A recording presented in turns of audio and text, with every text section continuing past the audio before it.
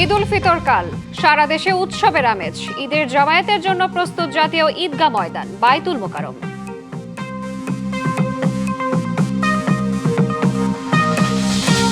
ঈদের আগের দিনও ঢাকা ছাড়ছেন অনেক কর্মজীবী মানুষ। তেমন যাত্রী নেই বাসে, ট্রেনে স্বস্তি, যানবাহনের চাপ কমেছে মহাসড়কে।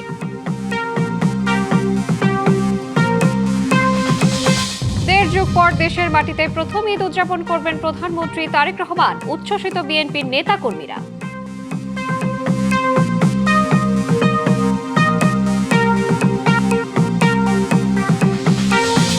সৌদি আরবের সাথে মিল রেখে চাঁদপুর, ফরিদপুর, বরিশাল, পটুয়াখালী সহ দেশের বিভিন্ন স্থানে উদযাপিত হচ্ছে ঈদ উল ফিতর।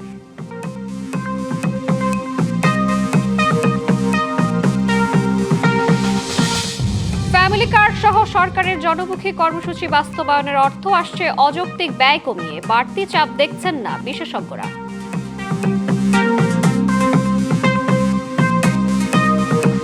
পবিত্র ঈদ উল ফিতর কাল সারা দেশে চলছে উৎসবের আমেজ। ঈদের নামাজের জন্য প্রস্তুত জাতীয় ঈদগাহ ময়দান। প্রতিবারের মতো এবারও ঈদ উল ফিতরের প্রধান জামাত হবে সুপ্রিম কোর্ট প্রাঙ্গণের জাতীয় ঈদগাহ ময়দানে। জামায়াত হবে সকাল 8:30টায়। এরই মধ্যে শেষ হয়েছে সব প্রস্তুতি। এই ময়দানেই ঈদের নামাজ আদায় করবেন রাষ্ট্রপতি মোহাম্মদ শাহাবুদ্দিন, প্রধানমন্ত্রী তারেক রহমান সহ বিশিষ্টজনরা। একসাথে 35,000 মানুষের নামাজ আদায়ের ব্যবস্থা রাখা হয়েছে এখানে। বাইতুল মোকাররম মসজিদ, জাতীয় মসজিদে এবারও 5টি ঈদ জামাত হবে। প্রথম জামাত সকাল 7টায় আর শেষটা হবে সকাল 11:15টায়।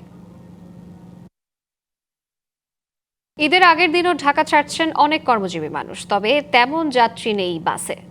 গাবতলী বাস টার্মিনালে কমেছে মানুষের আনাগোনা। যাত্রীর অপেক্ষায় কাউন্টারে বসেই সময় কাটছে পরিবহন শ্রমিকদের। টার্মিনালে দূরপাল্লার বাস পার্কিং করা থাকলেও নেই যাত্রী, বলছেন পরিবহন শ্রমিকরা। ভিড় না থাকায় নির্বিঘ্নে টিকিট পেয়ে পরিবারের সাথে ঈদ উদযাপন করতে যাচ্ছেন যাত্রীরা। গাবতলী বাস টার্মিনালে ঈদযাত্রার খবর জানাতে যুক্ত হচ্ছেন সহকর্মী হাসিব পান্থ এবং কমলাপুর রেলওয়ে স্টেশন থেকে নাজমুল হুদা যুক্ত হচ্ছেন আমাদের সঙ্গে। প্রথমে যাচ্ছি আমরা গাবতলীতে আমাদের সহকর্মী হাসিব পান্থর কাছে। হাসিব, কেমন দেখছেন গাবতলী বাস টার্মিনালের চিত্র, জানাবেন। শ্রাবন্তী যেমনটি বললেন, গাবতলী বাস টার্মিনালের চিত্র যদি বলতে হয়, বরাবরের মতো কিন্তু আসলে অন্যান্য বার আমরা যেমনটি দেখি যে ঈদের বিশেষ করে আগামীকাল কিন্তু ঈদ, এবং ঠিক আগের দিনে যেমনটি ভিড় থাকে, তিল ধারণের জায়গা থাকে না, তবে এবছর কিন্তু ভিন্ন রকম চিত্র। আমি যদি দেখাই ঠিক আমার পাশের চিত্রটি, বিশেষ করে যারা কাউন্টারে কর্মরত রয়েছেন কিংবা পরিবহন শ্রমিক রয়েছেন, এক পর্যায়ে তারা অলস সময় পার করছেন বলা যেতে পারে।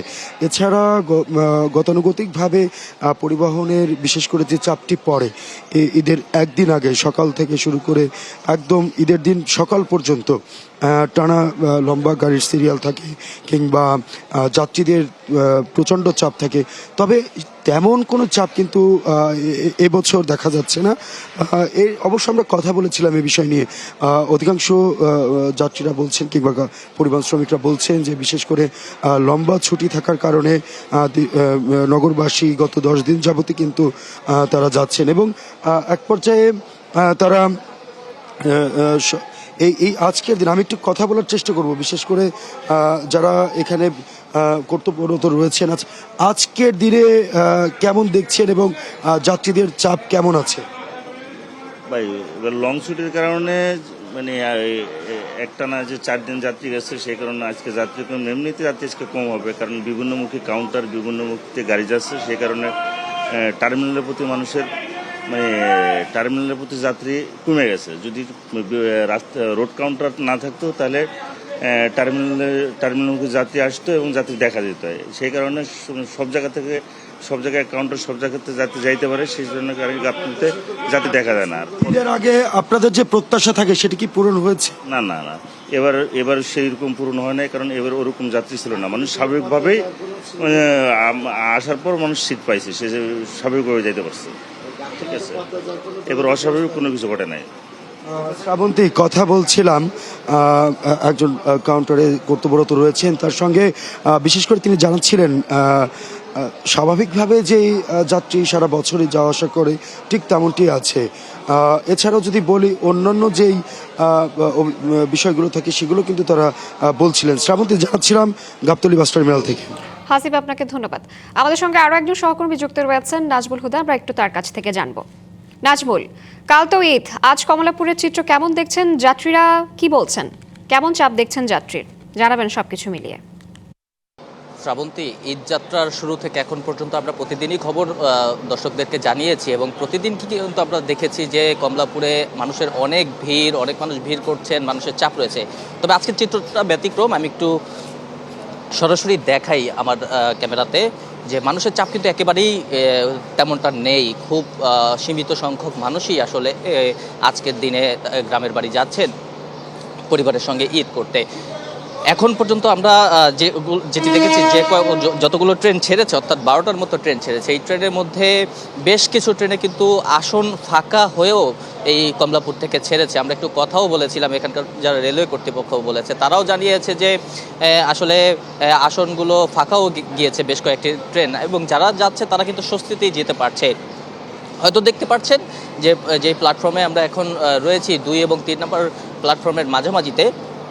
এই প্ল্যাটফর্মে কিন্তু অপেক্ষায় রয়েছেন আসলে অল্প কিছু সংখ্যক যাত্রী। তারা তাদের ট্রেনগুলো আসলে পরে তারা সেই ট্রেনগুলোতে আসলে নির্বিঘ্নে নিরাপদেই যেতে পারবেন, এবং ট্রেনগুলো কিন্তু নির্ধারিত সময়েই ছেড়ে যাচ্ছে। আজকেও সেই আগের মতোই 44টা ট্রেন প্রতিদিন ছাড়লেও আজকে 42টা ট্রেন ছাড়া হবে, 2টা ট্রেন কম ছাড়া হবে। এবং এই যে ট্রেনগুলো আজকে যাবে, এই ট্রেনের টিকিটগুলো কিন্তু আসলে গতকালকে যখন চাঁদ দেখা গেছে, রাতে চাঁদ দেখা যাওয়ার পরে এই ট্রেনগুলো আসলে এই টিকিটগুলো আসলে উন্মুক্ত করে দেওয়া হয়েছে, এবং তারপরেই আসলে খুব সহজেই ট্রেনের টিকিটগুলো যারা যাত্রী রয়েছেন তারা কিন্তু আসলে কাটতে পেরেছেন, কেটে তারা আজকে আসলে নির্বিঘ্নেই গাড়িতে উঠতে পারছেন। আমরা যাত্রীদের সঙ্গেও কথা বলেছি, তারা আমাদেরকে জানিয়েছেন যে এর আগে 10 দিন আগে যে টিকিট কাটা প্রয়োজন হয় 29 রোজা পর্যন্ত, তো সেই সময় পর্যন্ত আসলে তারা কোনোভাবেই টিকিটটি কাটতে পারেননি, যে কারণে আগে ভাগে তারা যেতে পারেননি। অনেকের হয়তো স্বজনরা আগে ভাগে চলে গিয়েছে, কিন্তু তারা বাকি ছিলেন। সেই সকল যাত্রীরা কিন্তু আজকে গতকালকে যখন টিকিট উন্মুক্ত করে দেওয়া হয় তখন কিন্তু তারা টিকিট পাওয়ার পরে আজকে স্বস্তি নিয়েই যাচ্ছেন। তারা বলছেন যে হয়তো তাদের ঈদটা ঢাকাই করার প্রয়োজন হতো যদি রোজা একটা কম হতো, যেহেতু তারা একদিনের সুযোগ বেশি পেয়েছেন, অর্থাৎ শুক্রবার ঈদ হচ্ছে না, ঈদ হচ্ছে শনিবার, সেহেতু তারা আজকের দিনে তারা আসলে আজকের দিনে তারা আসলে তারা বাড়ি ফিরতে পারছেন এবং স্বজনদের সঙ্গে ঈদ ভাগাভাগি করতে পারবেন। তো মোটা দাগে যদি আমি সব মিলে বলি যে সড়কে যেমন চাপ ছিল না, তেমন ট্রেনেও কিন্তু আসলে তেমন একটি চাপ নেই। যারা যাচ্ছেন তারা নির্বিঘ্নে নিরাপদেই যেতে পারছেন, এবং আজকে যতটুকু জানতে পেরেছি যে অন্যদিন যে পরিমাণ যাত্রী যায় তার থেকে অর্ধেকেরও কম যাত্রী আজকের দিনে যাবে। শ্রাবন্তী। নাজমুল, আপনাকে ধন্যবাদ। ঈদ উল ফিতর কাল, সারা দেশে চলছে উৎসবের আমেজ। ঈদের আগের দিনও বাড়ি ফিরছে মানুষ, তবে যানবাহনের চাপ কমেছে মহাসড়কে। একদম শেষ সময়ের ঈদ যাত্রায় ঢাকা টাঙ্গাইল ও ঢাকা ময়মনসিংহ মহাসড়ক যাত্রী নেই বললেই চলে। যাত্রী সংকটে বাস স্টপেজে খালি দাঁড়িয়ে অনেক গাড়ি, তবে এখনো বাড়তি ভাড়া নেয়ার অভিযোগ আছে। তাই অনেককেই জীবনের ঝুঁকি নিয়ে যাচ্ছেন ট্রাক পিকআপে করে। ঢাকা টাঙ্গাইল যমুনা সেতু মহাসড়কে নেই যানবাহনের চাপ, এতে স্বাভাবিক গতিতেই চলছে ঢাকা থেকে ছেড়ে আসা উত্তরবঙ্গগামী যানবাহন।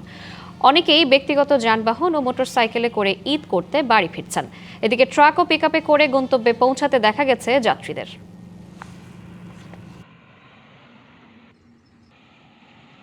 গাজীপুরের সবশেষ পরিস্থিতি জানাতে সরাসরি যুক্ত হচ্ছেন সহকর্মী মাহমুদা শিকদার। মাহমুদা, গাজীপুরের সবশেষ পরিস্থিতি জানাবেন, মহাসড়কে কি অবস্থা দেখছেন জানাবেন। গাজীপুরে 2টি গুরুত্বপূর্ণ মহাসড়ক, একটি ঢাকা টাঙ্গাইল এবং অপরটি ঢাকা ময়মনসিংহ মহাসড়ক। ঈদকে সামনে রেখে এই 2টি মহাসড়কে যেমন বাড়তি গাড়ি এবং তার পাশাপাশি যাত্রীর চাপটাও বৃদ্ধি পায়, এবং সেই ঈদ যাত্রার যে চিত্র, চিরচেনা যে চিত্রটি আমরা বিগত বছরগুলোতে দেখেছি, যে প্রচণ্ড পরিমাণে যানজট, গাড়ির স্থবিরতা এবং ভোগান্তি, আসলে এইবার এই ঈদ যাত্রাতে কিন্তু সেই চিত্র একদমই পাল্টে গেছে। এবং তার পেছনে পুলিশের যেমন কঠোর অবস্থান, তার পাশাপাশি যে শিল্প কারখানাগুলো আছে গাজীপুরে, আপনি জানেন যে গাজীপুর একটি শিল্পাঞ্চল এলাকা, এবং এই শিল্পাঞ্চল হওয়ার কারণে প্রচুর পরিমাণের যে মিল ফ্যাক্টরিগুলো আছে, কারখানাগুলো আছে, সেগুলো কিন্তু একসাথে আগে ছুটি দিত, এবার কিন্তু দফায় দফায় ছুটি দিয়েছে। কোনাবাড়ি, ভোগড়া বাইপাস এবং টঙ্গী, এই যে এলাকাগুলো আছে শিল্পাঞ্চল এলাকা, এই শিল্পাঞ্চল এলাকাগুলো কিন্তু ভাগাভাগি করে ছুটি দেওয়ার কারণে কোনোটা সকালে দিয়েছে, কোনোটা দুপুরের পর, আবার কোনোটা তার পরের দিন, এইভাবে করে দফায় দফায় ছুটি দেওয়ার কারণে কিন্তু মহাসড়কের চাপটাও বেড়েছে আসলে দফায় দফায়, এবং এই দফায় দফায় বাড়ার কারণে কিন্তু একসাথে চাপও চাপও পড়েনি যেমন, তেমন যাত্রীদেরও আসলে এবারকার তাদের যে শেকড়ে টানে বাড়ি ফেরার যে যাত্রাটি, সেই যাত্রাটি একদমই খুবই স্বাভাবিকভাবে হয়েছে। তার ভিতরে গাজীপুরের ঢাকা টাঙ্গাইল মহাসড়কের চন্দ্রা এলাকাতে কিছুটা যানজটের সৃষ্টি হলেও ঢাকা ময়মনসিংহ মহাসড়কের অবস্থা কিন্তু যথেষ্ট শান্তিপূর্ণই ছিল।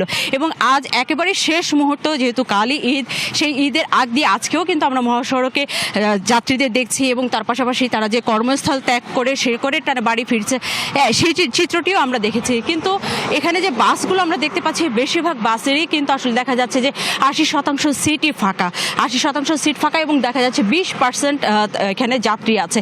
আপনি যদি দেখেন, এটা ঢাকা ময়মনসিংহ মহাসড়কে কিন্তু একদমই ফাঁকা রাস্তাটি, কোনো ধরনের যানজট নেই, যাত্রী নেই। গাড়ি আছে, গাড়িগুলো বাস স্টপেজে দাঁড়িয়ে আছে, কিন্তু যাত্রী আসলে সেভাবে নেই। এবং বাড়তি ভাড়ার যে অভিযোগ, এই বাড়তি ভাড়ার অভিযোগটা বরাবরই ছিল, এখনও আছে, এমনকি আজকেও কিন্তু আছে। এবং এই বাড়তি ভাড়ার কারণে অনেকেই আমরা দেখেছি যে জীবনের ঝুঁকি নিয়ে বাস বাদ দিয়ে তারা ট্রাক এবং পিকআপে করে তাদের গন্তব্যস্থলে রওনা দিয়েছে। শ্রাবন্তী, এই ছিল একদম শেষ পর্যায়ে যে ঈদ যাত্রা, সেটি সম্পর্কে পাওয়া সর্বশেষ তথ্য। আমাদের আপনাকে ধন্যবাদ। মা হারানোর হাহাকার নিয়ে দীর্ঘ 1.5 যুগ পর দেশের মাটিতে প্রথম ঈদ উদযাপন করবেন প্রধানমন্ত্রী তারেক রহমান। ঈদের নামাজ পড়ে মায়ের পা ছুঁয়ে সালাম করতে না পারার চাপা কষ্ট তাড়িয়ে বেড়াবে তাকে আমৃত্যু। হবে না আর ছোট ভাই আরাফাতের সাথে খুনসুটি। বোবা কান্নার সঙ্গী হয়ে পরিবারের সদস্যদের নিয়ে শেরেবাংলা নগরে বাবা রাষ্ট্রপতি শহীদ জিয়াউর রহমান ও মা সাবেক প্রধানমন্ত্রী বেগম খালেদা জিয়ার কবর জিয়ারত করবেন তারেক রহমান। দেশের মাটিতে সবার সাথে ঈদ উদযাপন করতে পেরে অভিভূত তারেক রহমান। উচ্ছ্বসিত দলের নেতাকর্মীরা।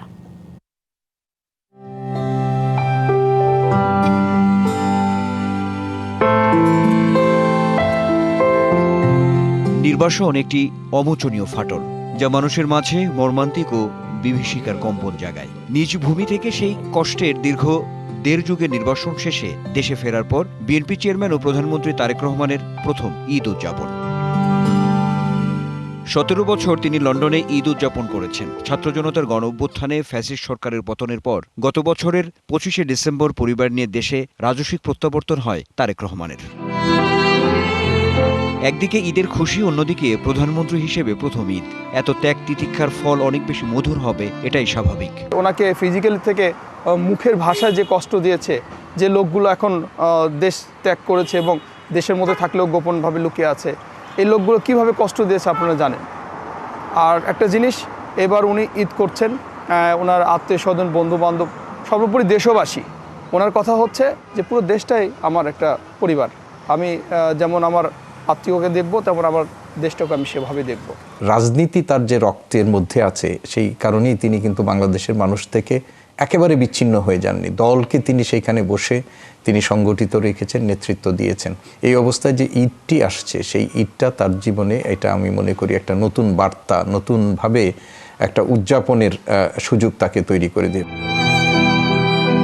গত বছর জানুয়ারিতে লন্ডনে দীর্ঘ 7.5 বছর পর মা ছেলের সাক্ষাৎ। মায়াময়ী এক আবেগঘন দৃশ্যের অবতারণা হয় সেই দেখায়। সবই আছে, তবু যেন কিছু নেই। দেশে থেকেও মা প্রয়াত সাবেক প্রধানমন্ত্রীকে ছাড়া ঈদ এ বড় ভারী শূন্যতা, যা নতুন প্রধানমন্ত্রীকে তাড়া করে বেড়াবে। ফার্স্ট উনি যে আগে নামাজ পড়ে সরাসরি মাকে সালাম করতো। ওনার দুঃখ, উনি প্রধানমন্ত্রী হিসেবে ওনার মাকে নিয়ে ইচ্ছা করতে পারলেন, এটা একটা কষ্ট আছে। যে কষ্টটা হয়তো মুখে বলে না, আমরা আশপাশ থেকে বুঝি। উনি প্রাইম মিনিস্টার হলো, এখন ওনার মা যদি দেখে যেতে পারতো, এটা একটা আছে ওনার, কিন্তু ওটার মুখে কখনোই বলেনি, আমরা বুঝি। তার মা প্রয়াত প্রধানমন্ত্রী বেগম খালেদা জিয়া, তার এই যে মৃত্যু এবং তার এই অনুপস্থিতি, এত আনন্দ, এত প্রাপ্তির মধ্যেও তার মধ্যে একটা শূন্যতার জায়গা, এটা তিনি অনুভব করবেন বলে আমি মনে করি।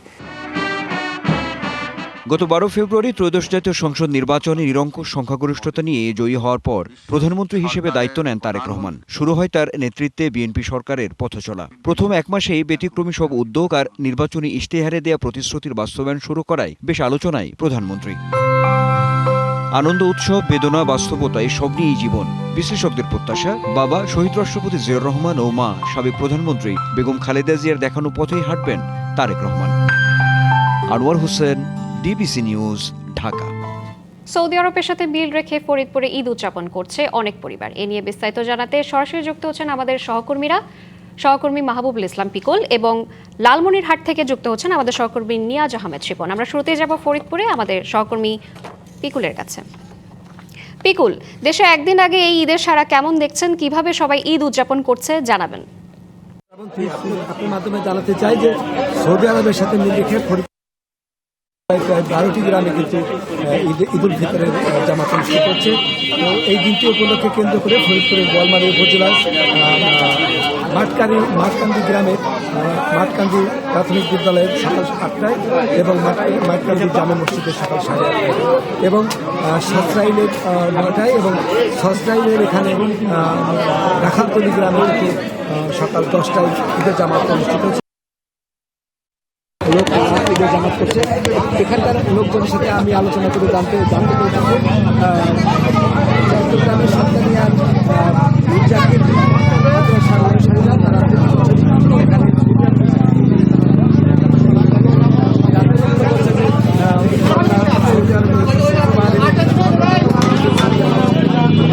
তারা এই আলোকেই কিন্তু তারা ঈদের জামাতগুলি সৌদি আরবের সাথে রোজা এবং ঈদের জামাত পালন করছে। তো এই ছিল আমার কাছে ফরিদপুরের ঈদের জামাতের সর্বশেষ সংবাদ। পিকুল, আপনাকে অসংখ্য ধন্যবাদ। আমাদের সঙ্গে আরও একজন সহকর্মী যুক্ত রয়েছেন লালমনিরহাট থেকে ঈদের খবরাখবর জানাতে, শিপন, লালমনিরহাটে একদিন আগে ঈদ উদযাপন কেমন দেখছেন জানাবেন।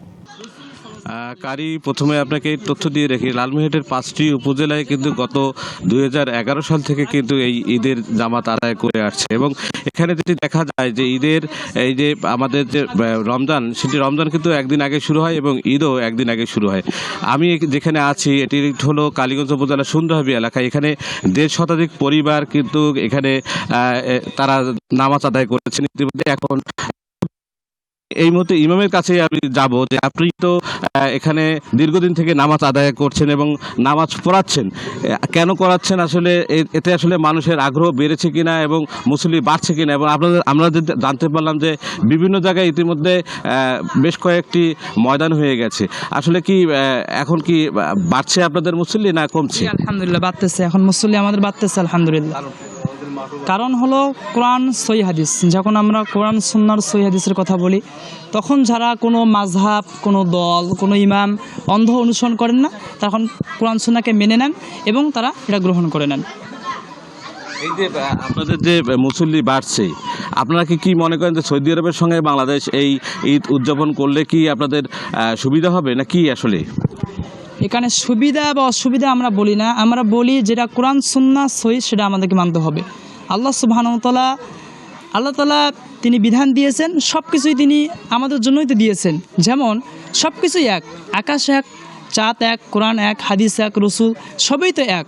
তা সবই যেহেতু এক, তো ঈদ একই দিনে আমাদের হতে হবে।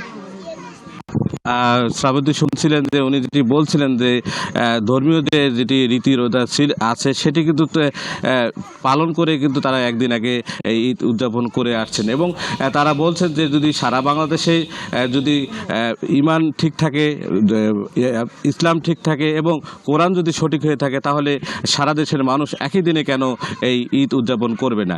তো এই শ্রাবন্তী, এই ছিল আমার হাতে লালমনিরহাটের ঈদ উদযাপনের সর্বশেষ। শ্রাবন্তী, শিপন, আপনাকে ধন্যবাদ।